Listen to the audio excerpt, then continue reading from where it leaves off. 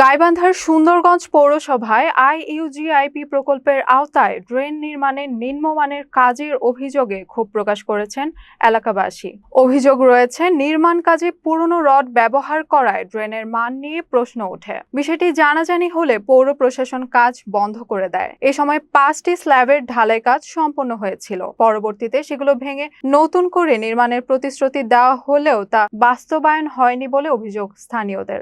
গত বছরের 11 সেপ্টেম্বর ঠিকাদারি প্রতিষ্ঠানকে নোটিশ দেওয়া হলেও দীর্ঘ সময় পেরিয়ে গেলেও কার্যকর কোনো পদক্ষেপ দেখা যায়নি। এতে স্থানীয়দের মধ্যে ক্ষোভ বাড়ছে।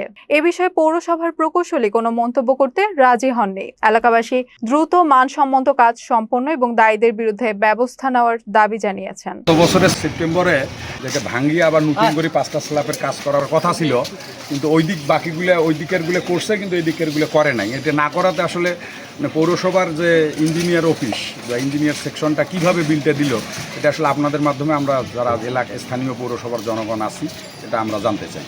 পুরাতন রড দিয়ে ঢালাই কাম করছে ড্রেনের, হইলে পচা রড। ভালো রড যেটা ভাঙার কথা ছিল পৌরসভা থেকে, সেটা হইলো ওরা ভাঙে নেই এখনো। একদম নিম্নমানের রড পৌরসভা বিল দিয়ে দিছে।